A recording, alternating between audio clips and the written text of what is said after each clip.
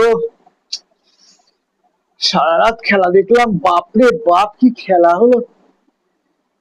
সূর্য তো উঠেই গেছে, যাই আর একটু ঘুমিয়েই নি। কি কে আপনি? অনুমতি না নিয়ে ভোর 8টার সময় চুপচাপ ঘরে ঢুকে আসছেন, আপনি কে? কি বলিস, আমায় চিনতে পারছিস না?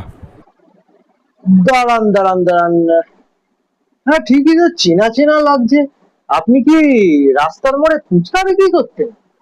বেয়াদব ছেলে, আমি তো স্যার। ও স্যার, আচ্ছা আপনার তো শরীর খারাপ ছিল, আপনার শরীর হঠাৎ করে কি করে ঠিক হয়ে গেল? আপনি কেন এসেছেন আজকে আমাকে পড়াতে? কেমন ছেলে রে তুই? তোর শিক্ষকের শরীর ঠিক হয়েছে এই নিয়ে তুই খুশি না? আচ্ছা আপনি একটা কথা বলুন, পড়াশোনা কি শান্তি মনে হয় না মাথায় টেনশন নিয়ে হয়? হ্যাঁ, পড়াশোনা সবসময় শান্তি মনেই করতে হয়। এবার আপনি বলুন স্যার, প্রত্যেকদিন খেলা দেখছি, কত টেনশনের খেলা বলুন তো। এই টেনশনে তো আমার কিছু মনেই থাকে না, পড়াশোনা করে কি লাভ? পড়াশোনা তো মনেই থাকবে না আমার। আচ্ছা আপনি একটা কাজ করুন, আপনি কথা বলবেন না, আপনি বাড়ি চলে যান, আপনি বাড়ি চলে যান, ওয়ার্ল্ড কাপের পরে আসবেন।